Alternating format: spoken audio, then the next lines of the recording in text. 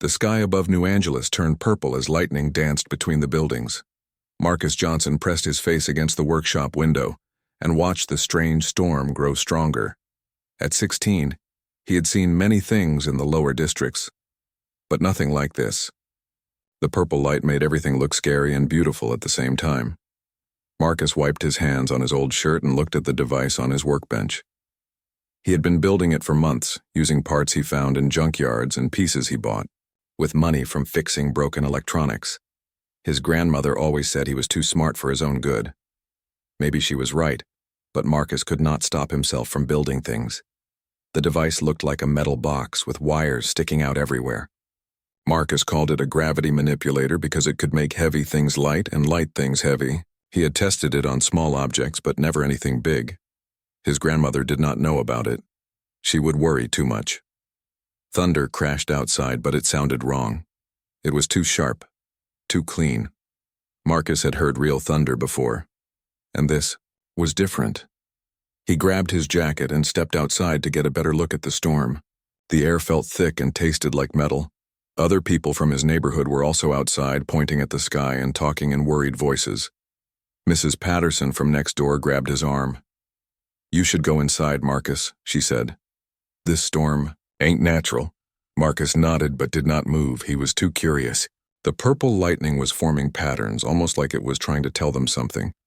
He had read about alien energy storms in the old science books at the library, but those were just theories. This looked real. A bright flash lit up the entire sky, and then Marcus heard a sound that made his blood run cold. It was the screaming of metal being torn apart, followed by a loud crash. Something big had fallen from the sky about 6 blocks away, in the direction of the fancy part of town where rich people lived. Without thinking, Marcus grabbed his gravity manipulator and ran toward the crash. His feet splashed through puddles as he ran down empty streets. The storm was getting worse, and most people had gone inside their homes. When Marcus reached the crash site, he stopped and stared. A large hover car had smashed into the side of a building. The car was expensive, the kind that only millionaires could buy. Smoke was coming from its engine, and Marcus could see sparks inside the vehicle. It was going to explode soon. Through the broken window, he could see 2 people trapped inside. A man in an expensive suit was unconscious in the driver's seat. Blood ran down his face. In the passenger seat was a woman with long brown hair. She was awake and trying to free herself, but her leg was stuck under twisted metal. Marcus could see that she was pregnant. The woman saw him and pressed her hand against the window. Her eyes were full of fear. "Help us," she shouted, but her voice was weak. Marcus looked around for other people to help, but the streets were empty. Emergency vehicles were probably dealing with other crashes caused by the storm. He was the only one here, and time was running out. The car's engine was making dangerous noises. Marcus took a deep breath and turned on his gravity manipulator. The device hummed to life, and he felt its power flow through the wires. He had never used it on anything this big before, but he had to try. He pointed the device at the car and slowly increased the power. The heavy vehicle began to rise off the ground, floating like it weighed nothing. Marcus gritted his teeth and focused all his attention on keeping the car stable. Sweat ran down his face as he fought to control the machine. With his free hand, Marcus grabbed a piece of broken metal from the ground and used it to smash the car's window. Glass fell everywhere as he reached inside to help the woman. "Don't move too fast," he told her. "I'm going to get you out." The woman looked at him with surprise. She probably had not expected help from a teenage boy from the poor part of town. But Marcus did not care what she thought. He just wanted to save her and her baby. Using his knowledge of physics and engineering, Marcus carefully moved the twisted metal that was trapping her leg. The gravity manipulator made everything easier to move, but he had to be gentle. One wrong move could hurt her worse. "What's your name?" the woman asked as Marcus worked to free her. "Marcus Johnson," he said, not looking up from his work. "I'm Lisa Caldwell," she said. "Thank you for helping us." Marcus nodded but kept working. He had heard the name Caldwell before. Richard Caldwell owned one of the biggest technology companies in the city. His wife was trapped in this car, and Marcus was probably the only person who could save her. Finally, Marcus managed to free Lisa's leg, It was hurt, but not broken. He helped her climb out of the floating car and move to a safe distance. Then, he went back for her husband. Richard Caldwell was heavier and harder to move, but Marcus managed to pull him from the car just as the engine started to catch fire. Marcus quickly turned off his gravity manipulator, and the empty car crashed back to the ground with a loud bang. Seconds later, it exploded in a ball of orange flame. Lisa Caldwell sat on the ground, holding her stomach and breathing hard. Her husband was still unconscious but alive. Marcus checked his pulse and found it strong and steady. "Is he going to be okay?" Lisa asked. "I think so," Marcus said. "But we need to get you both to a hospital. You've been exposed to the alien radiation from the storm." Lisa looked at him with wide eyes. "How do you know about alien radiation?" Marcus shrugged. "I read a lot of science books. This storm isn't natural, it's some kind of energy probe, probably from outer space." Before Lisa could ask more questions, they heard the sound of sirens in the distance. Emergency vehicles were finally coming. Marcus helped Lisa stand up and waited with her until the ambulance arrived. As the paramedics loaded Lisa and Richard into the ambulance, Lisa grabbed Marcus's hand. "Come with us to the hospital," she said. "I want to make sure you're okay too." Marcus looked down at his gravity manipulator, then back at Lisa. Something told him that this was just the beginning of something much bigger. "Okay," he said, and climbed into the ambulance. 3 days had passed since the crash, and Marcus had not left the hospital. He slept in the uncomfortable chair next to Lisa Caldwell's bed and ate food from the vending machines. The doctor said Lisa and her baby were getting better, but they were still worried about the strange radiation exposure. Richard Caldwell had woken up the day after the accident. His head was bandaged, but he could walk and talk normally. At first he seemed confused about why a teenager from the lower districts was staying in his wife's hospital room. But when Lisa told him how Marcus had saved them both, Richard's attitude began to change. Marcus spent his time reading medical books from the hospital library and studying the test results from Lisa's blood work. The doctors were puzzled by the radiation readings. They had never seen anything like it before. But Marcus had seen similar patterns in the old research files he had found in abandoned government buildings. On the third morning, Marcus was looking at Lisa's latest test, results when alarms started going off throughout the hospital. Red lights flashed in the hallways, and doctors and nurses began running around with worried expressions on their faces. Marcus ran to the window and looked up at the sky. High above the city, he could see bright dots of light moving in formation. They were too far away to see clearly, but they were definitely not human aircraft. A nurse rushed into Lisa's room with a scared look on her face. "Everyone needs to stay inside," she said.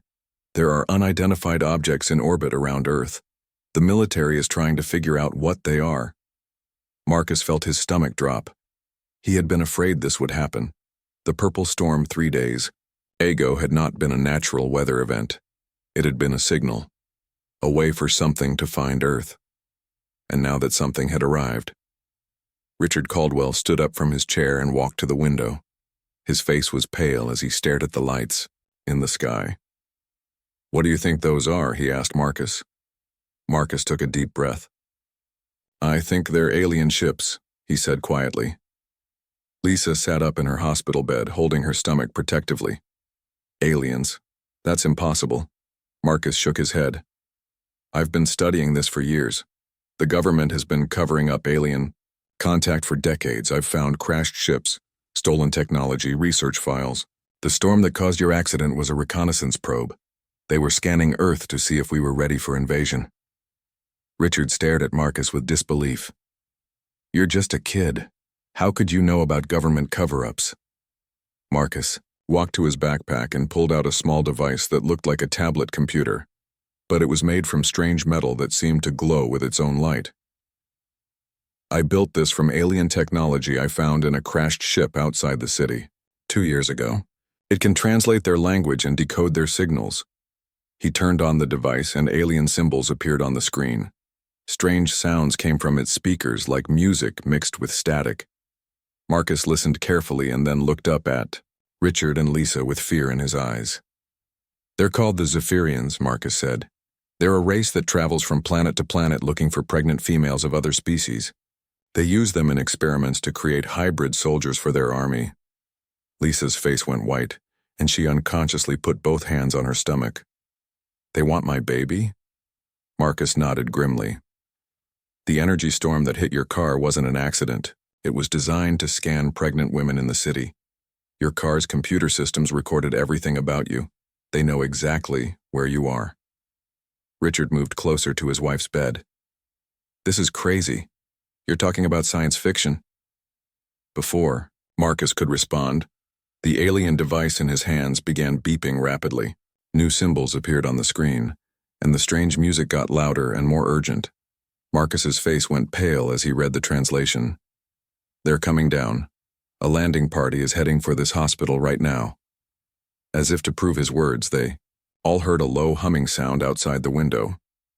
Marcus looked out and saw a silver disc-shaped ship descending from the clouds. It was about the size of a city bus and moved without making any engine noise. Hospital staff began screaming in the hallways. Security guards ran past the room carrying weapons that would be useless against alien technology.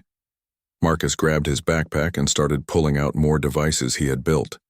Richard recognized some of the technology from his own companies, research labs, but other pieces looked completely foreign. What are you doing? Richard asked. I've been preparing for this day for 2 years, Marcus said as he assembled what looked like a weapon. I knew they would come eventually, I just didn't know it would be so soon. Lisa looked at the teenager with new respect. You've been building alien weapons? Marcus shook his head. Not weapons, defensive tools. I don't want to hurt them. I just want to protect people like you and your baby. The humming sound outside got louder. Through the window they could see the alien ship landing in the hospital parking lot. Strange figures in silver suits began walking out of the ship.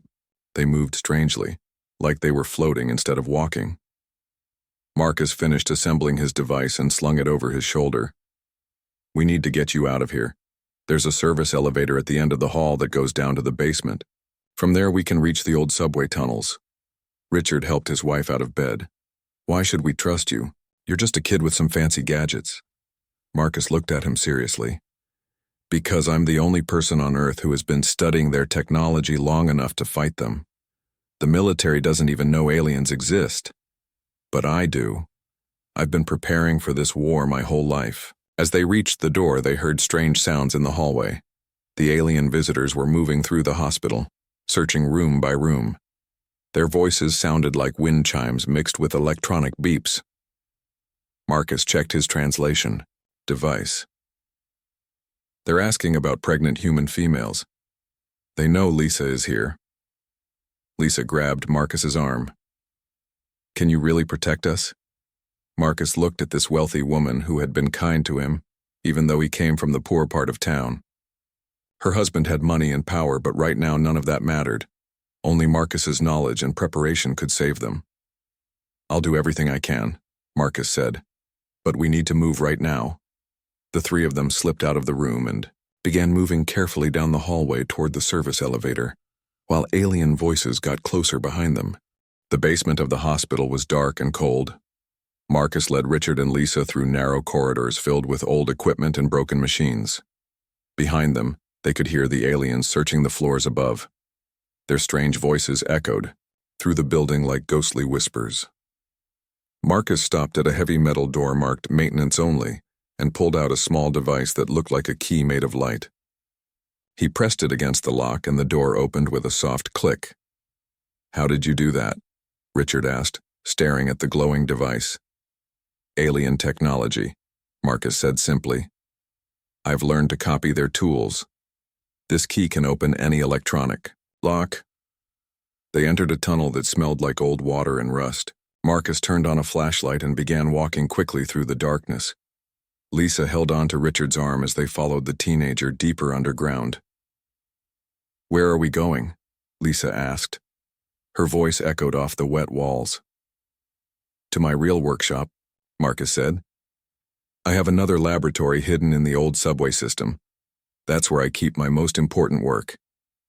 As they walked, Richard began asking questions. Marcus, how long have you been studying alien technology? Since I was 12, Marcus replied. I found my first crashed ship in the desert outside the city. The government had missed it because it was buried under sand. I spent 2 years just learning how to turn on their computers. Lisa was breathing hard, and they had to stop several times for her to rest. The pregnancy and the stress were taking their toll on her body. Each time they stopped, Marcus used his alien scanner to check for pursuers. So far, the Zephyrians had not found the basement entrance. After walking for almost an hour, they reached a section of tunnel that looked different from the rest. The walls were lined with Marcus's inventions. Screens showing alien writing covered every surface. Strange machines hummed quietly in the darkness. "Welcome to my real laboratory," Marcus said, turning on the lights. Richard and Lisa stared in amazement. The hidden workshop was bigger than most apartments in the city. It contained technology that looked 50 years ahead of anything Richard had seen in his own company's research labs. "You built all this yourself?" Richard asked. Marcus nodded. "I had to. No one would have believed me if I tried to tell them about the aliens, so I decided to prepare for their arrival by myself." Lisa sat down on a chair that looked like it was made from the same silver material as the alien ships. "This is incredible. You're just a teenager, but you've created all this." Marcus walked to a large computer screen and began typing quickly. Alien symbols filled the display, and they could hear the strange, music-like language of the Zephyrians coming from speakers around the room.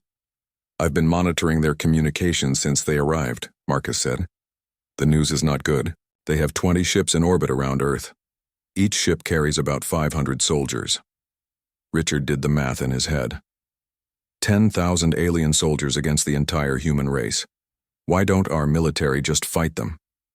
Marcus shook his head sadly. "Our weapons can't hurt their ships. Their technology is too advanced, but that's not the worst part."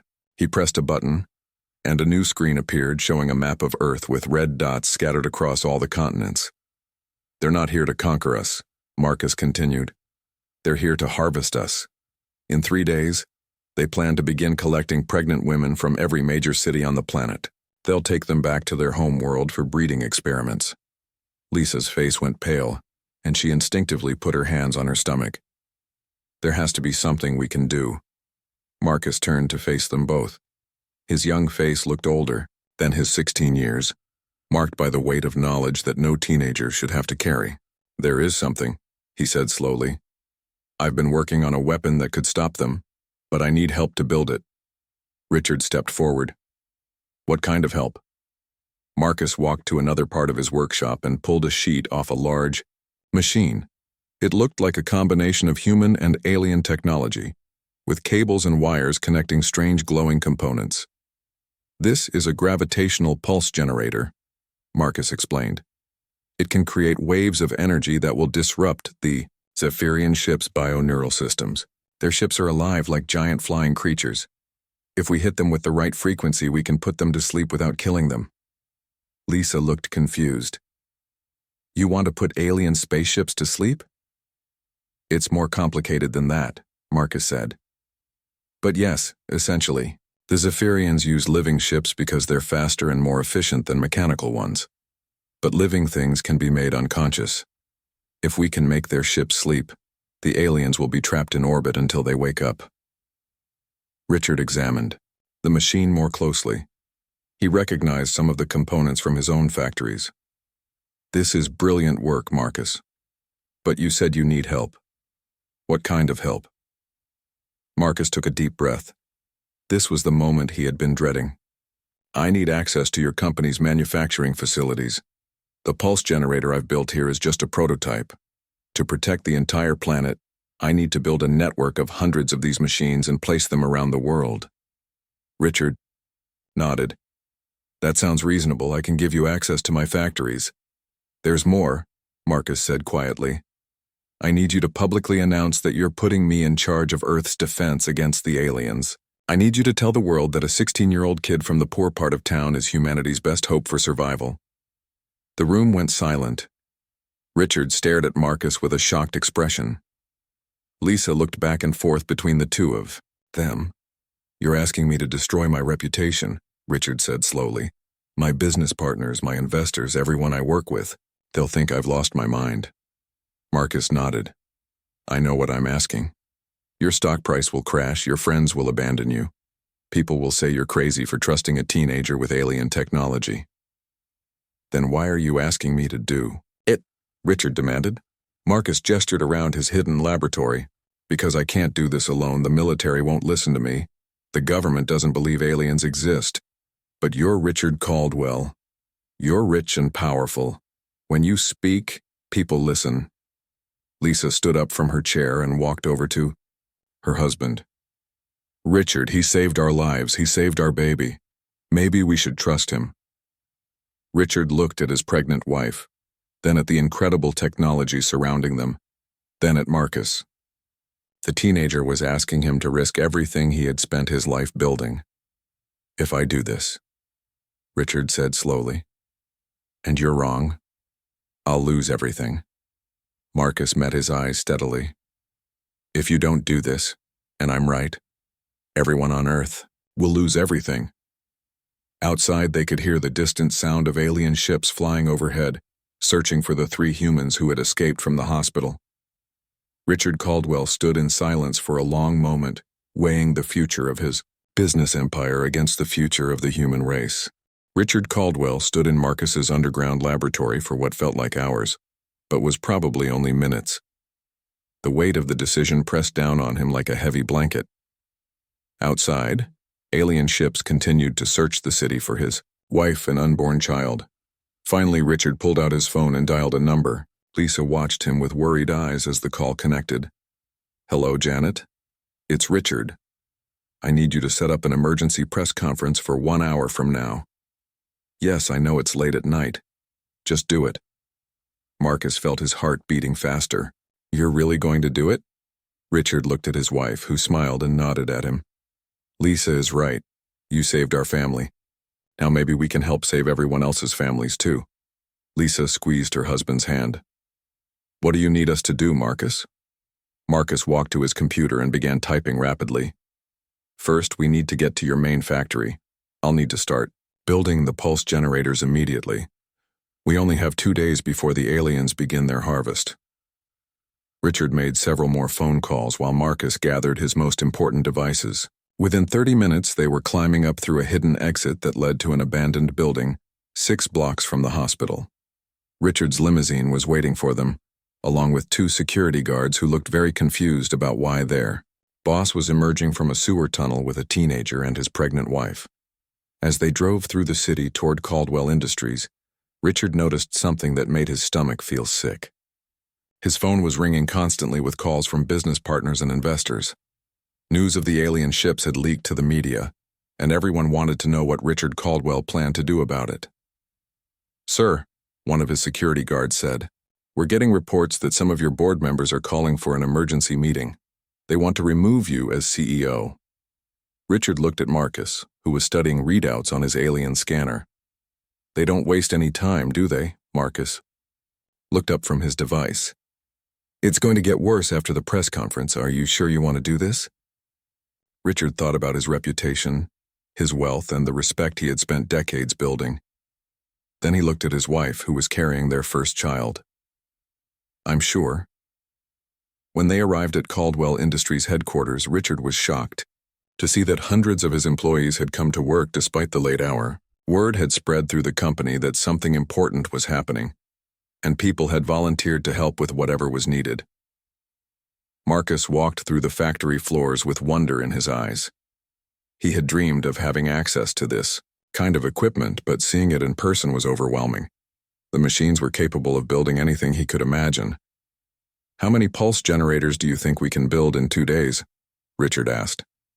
Marcus did quick calculations in his head. If we work around the clock and use all your production lines, maybe 50 units. That's enough to protect most of North America, but the rest of the world will still be vulnerable. Richard picked up a factory phone and started making calls to other technology companies around the world. He explained the situation to CEOs in Europe, Asia, and South America. Many of them thought he had lost his mind, but a few agreed to help after seeing the alien ships in their own skies.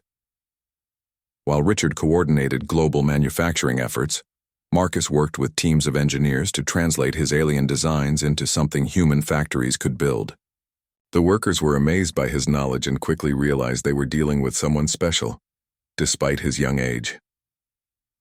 Lisa found a comfortable chair in the factory office and tried to rest, but she was having trouble sleeping. The stress of the past few days was affecting her pregnancy, and she could feel the baby moving restlessly inside her. Around midnight, Richard's press conference began. News cameras from around the world watched as he stood behind a podium in his factory. With Marcus at his side, "Ladies and gentlemen," Richard began, "I'm here tonight to introduce you to Marcus Johnson, a 16-year-old genius who may be humanity's only hope for survival." The reporters began shouting questions immediately. Richard held up his hand for silence. Marcus has been studying alien technology for 4 years. He predicted the arrival of the ships currently orbiting our planet, and he has developed a plan to stop them from harming us. The questions got louder and more aggressive. Richard could see the disbelief and mockery in the reporters' faces. Several news channels immediately began broadcasting stories about the crazy millionaire who lost his mind. Marcus stepped up to the microphone. Despite his young age, his voice was calm and confident. "I know this sounds impossible," Marcus said, "but I'm asking everyone to look up at the sky. Those ships are real. The danger is real. And in 46 hours, they're going to start taking people from Earth." One reporter shouted, "Why should anyone believe a teenager about alien invasions?" Marcus reached into his backpack and pulled out one of his alien devices. He activated it, and the strange music-like language of the Zephyrians filled the press conference room. "This is a live transmission from their command ship," Marcus said. "I can understand their language because I've been studying it for years." The room went silent as everyone listened to the alien voices. Even the most skeptical reporters seemed unsettled by the otherworldly sounds. Marcus translated some of the conversation. "They're discussing which cities to target first. They want to collect at least 10,000 pregnant women before returning to their homeworld." The press conference ended in chaos, with reporters rushing to file stories about the incredible claims they had just heard. Within an hour, Richard's phone was ringing with calls from angry board members and investors. Back in the factory, work continued through the night. Marcus supervised the construction of his pulse generators while Richard dealt with the fallout from the press conference. His company's stock price was falling rapidly as investors lost confidence in his leadership. Lisa woke up around dawn with sharp pains in her stomach. The stress had triggered early labor and she needed to get to the hospital immediately. As paramedics loaded Lisa into an ambulance, she grabbed Richard's hand. "Don't give up," she whispered. "Marcus is special. I can feel it." Richard rode with his wife to the hospital while Marcus stayed at the factory to continue building humanity's defenses. Through the ambulance window, Richard could see protesters gathered outside his company's headquarters. Some carried signs calling him crazy, while others praised him for taking action against the alien threat. The city was divided, just like Richard's own board of directors. Half the world thought he was a hero and half thought he was insane. But as Richard held his wife's hand and felt their baby kicking inside her, he knew he had made the right choice.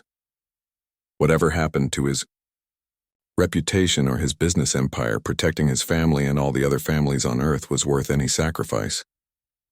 The hospital room was filled with the sound of machines beeping and Lisa's heavy breathing. Her baby was coming early and the doctors were worried. Richard held her hand while nurses rushed around preparing for the delivery. Marcus burst through the door carrying his alien scanner. He had run all the way from the factory when he heard about Lisa's condition. "How is she?" Marcus asked, breathing hard. "The baby is coming 6 weeks early," Richard said. "The doctors say the stress from everything that's happened triggered the labor." Marcus looked at his scanner and frowned. "We have a bigger problem. The Zephyrian ships are moving into attack formation. They're starting their harvest 12 hours ahead of schedule." Through the hospital window, they could see the alien ships descending from the clouds. The silver discs moved silently through the sky like deadly birds of prey. In the distance, emergency sirens were beginning to wail throughout the city. Lisa gripped Richard's hand tighter as another contraction hit her. "Is the baby going to be safe?" she asked through gritted teeth. The pulse generator network is ready, Marcus said.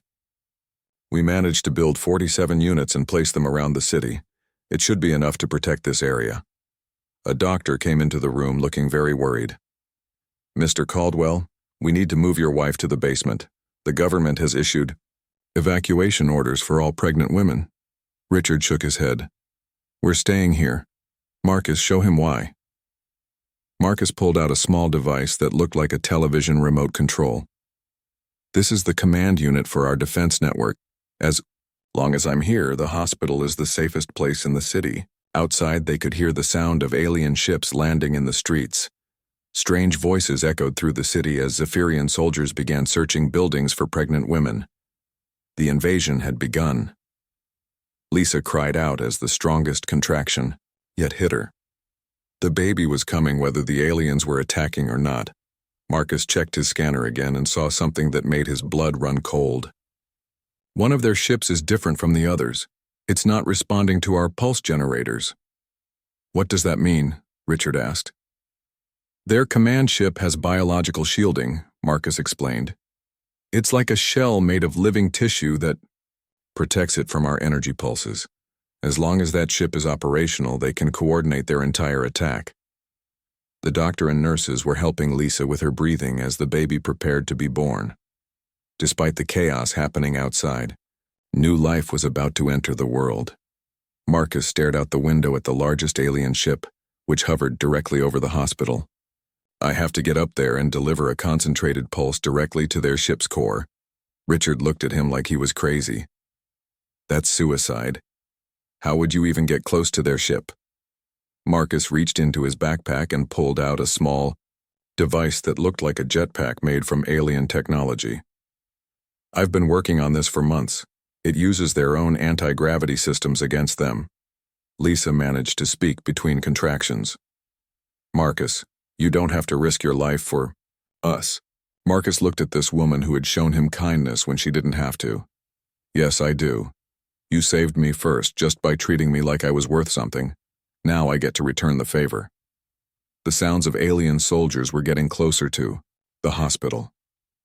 Marcus could hear their strange language in the hallways below. They were searching floor by floor, looking for pregnant women. The pulse generators are keeping most of their ships paralyzed, Marcus said, monitoring his scanner. But without stopping the command ship, they'll eventually figure out how to work around our defenses. Richard stood up and put his hand on Marcus's shoulder. You're just a kid. This isn't your responsibility. Marcus smiled sadly. 4 days ago, I was just a kid fixing broken electronics in a junkyard. But everything changed when I decided to help your family. Now I'm the only person on Earth who understands their technology well enough to stop them. Lisa gave birth to her baby just as the alien soldiers reached their floor. The sound of a newborn crying filled the room at the same moment that Zephyrian voices could be heard in the hallway outside. Marcus activated a small device that created a sound barrier around the room. They won't be able to hear us for a few minutes, he said. The baby was tiny but healthy. Lisa held her new daughter while tears ran down her face. Richard touched his child's small hand and felt a love stronger than anything he had ever experienced. What's her name? Marcus asked softly. Lisa looked at the teenager who had saved her family and was now preparing to risk his life for all of humanity. Hope, she said. Her name is Hope. Marcus nodded and strapped on his alien jetpack. That's a perfect name. Through the window, they could see the massive command ship directly above them. It was at least 10 times larger than the other ships, and its surface pulsed with organic patterns that looked like breathing skin. Marcus checked his equipment one more time. The concentrated pulse generator was about the size of a backpack, but it contained enough power to shut down the alien command ship permanently. When I activate the pulse, all the alien ships will fall asleep, Marcus explained. They won't crash because their ships will just hover in place, but the aliens inside will be unconscious for several hours. What happens to you? Richard asked. Marcus was quiet for a moment. The pulse has to be delivered from very close range. I probably won't be able to get away before it activates. Lisa held her baby closer. There has to be another way. I've run all the calculations, Marcus said. This is the only way to save everyone. Marcus walked to the window and used his alien key device to unlock it. The window opened silently, and cool night air flowed into the room. Marcus, Richard said. After this is over, you're part of our family, do you understand? Whatever happens, you'll always have a home with us. Marcus felt tears in his eyes. For the first time in his life, he truly felt like he belonged somewhere. Take care of baby Hope, Marcus said. Tell her about tonight when she's old enough to understand. Marcus activated his jetpack and flew out the window toward the massive alien command ship. As he rose through the night sky, he could see the entire city below him. Millions of people were depending on a 16-year-old boy to save them from an alien invasion, but Marcus was ready. He had spent 4 years preparing for this moment, and he would not fail. Marcus flew through the dark sky toward the massive alien command ship. His jetpack hummed quietly as it lifted him higher and higher above the city. Below him, the pulse generators he had built were working perfectly. Most of the Zephyrian ships floated motionless in the air like sleeping giants, but the command ship was still active. Its organic surface pulsed with a sickly green light, and Marcus could see alien soldiers moving around inside through transparent sections of the hull. They were trying to figure out why their other ships had stopped working. As Marcus got closer to the ship, his alien scanner began picking up their communications. The Zephyrians were confused and frightened. They had never encountered a species that could put their living ships to sleep. Marcus reached the bottom of the command ship and activated his magnetic clamps. The alien metal felt warm under his hands, like touching the skin of a living creature. He could feel the ship's heartbeat through the hull. Using his alien cutting tool, Marcus began making a hole in the ship's outer shell. The metal healed itself as he cut, but his tool was faster than the ship's repair systems. After several minutes, he had created an opening large enough to crawl through. Inside the ship, everything was curved and organic. The walls looked like the inside of a giant's stomach, and the floors felt soft under Marcus's feet. Strange lights pulsed along the corridors like blood vessels carrying energy instead of blood. Marcus followed his scanner toward the ship's central nervous system. The device was beeping faster as he got closer to his target. He could hear alien voices getting louder as he approached the command center. Suddenly, a tall figure in silver armor stepped out of a side corridor. The alien was almost 7 feet tall with 4 arms and eyes that glowed like blue stars. Marcus had never seen a living Zephyrian before, and for a moment he forgot to breathe. The alien spoke in its musical language, and Marcus's translator device converted the words to English. You are the young human who has been disrupting our harvest. Marcus swallowed his fear and stood up straighter. My name is Marcus Johnson. I'm here to stop you from taking our people. The alien tilted its head, studying Marcus with curiosity. I am Commander Kael'thara. You are very young to be leading a war against my species. I'm old enough to know right from wrong, Marcus replied. Taking pregnant women for experiments is wrong. Commander Kael'thara made a sound that might have been laughter. Your species is interesting. Most planets we visit simply surrender when they see our ships, but you fought back with mercy. Marcus was confused. Mercy? You could have built weapons to destroy our ships and kill my soldiers, the alien explained. Instead, you created devices that simply put them to sleep. Why did you show mercy to your enemies? Marcus thought about the question. Because killing you wouldn't make us better than you. We want you to leave, but we don't want you to die. Commander Kael'thara was quiet for a long moment. In 300 years of harvesting, no species has ever shown us mercy. They always try to destroy us completely. Maybe that's why you keep having to fight wars, Marcus said. If you showed mercy to others, maybe they would show mercy to you too. The alien commander's blue eyes seemed to glow brighter. You may be right, young Marcus Johnson. What do you propose? Marcus carefully pulled out his concentrated pulse generator. I'm going to shut down your command ship. Your soldiers will sleep for a few hours and then you'll leave Earth and never come back. And if I refuse? Marcus looked directly into the alien's glowing eyes. Then I activate this device anyway. The difference is whether you help me or fight me, Commander. Kael'thara stared at Marcus for what felt like forever. Finally, the alien stepped aside and gestured down the corridor. The central nervous system is this way. I will show you. Marcus followed the alien commander through the living corridors of the ship. Other Zephyrian soldiers watched them pass, but none tried to stop them. They seemed as confused as Marcus was by their commander's behavior. The ship's central nervous system looked like a giant brain made of crystal and light. Energy flowed through it in patterns that reminded Marcus of lightning during a thunderstorm. Place your device there, Commander Kael'thara said, pointing to a section that pulsed with particularly bright light. Marcus attached his pulse generator to the alien brain and began setting the timer. Why are you helping me? Because you have shown me something I had never seen before, the alien replied. A species that fights with compassion instead of hatred. Perhaps it is time for my people to learn a new way. Marcus finished programming the device and stepped back. You have 30 seconds before the pulse activates. Commander Kael'thara touched a section of the wall, and suddenly Marcus was surrounded by a protective energy field. This will keep you safe when the pulse goes off. What about you? Marcus asked. I will sleep with my ship, the alien said. But when I wake up, I will remember this lesson about mercy. The pulse generator activated with a flash of brilliant white light.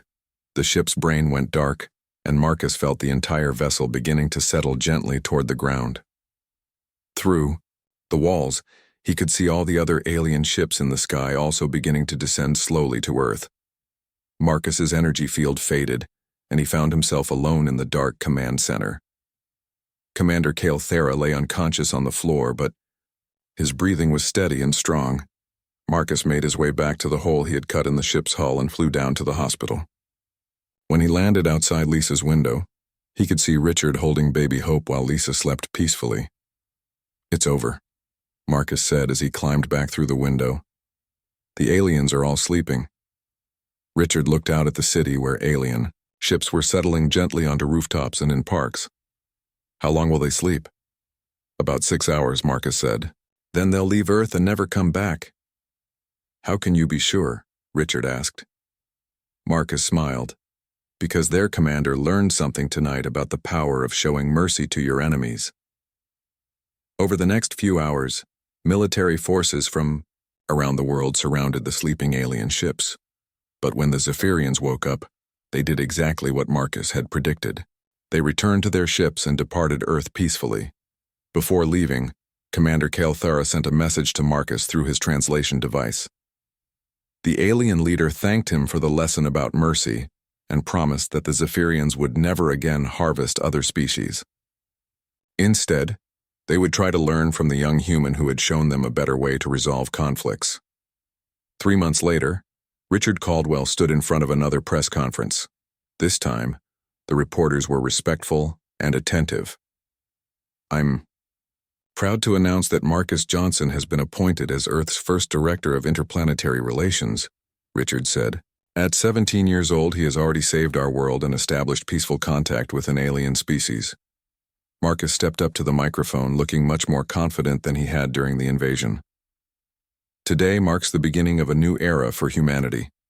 We've learned that even our enemies can become our teachers if we approach them with wisdom and compassion. In the audience, Lisa held baby Hope and smiled.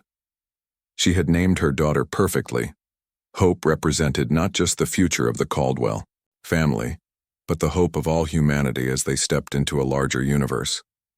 Richard's reputation had indeed been shattered by his decision to trust Marcus, but what had grown in its place was something far more valuable than wealth or social status. He had become the man who recognized true worth when he saw it, regardless of age or background. And Marcus, the lonely teenager from the poor part of town, had found something he had never had before. A family that loved him and a world that finally understood his worth.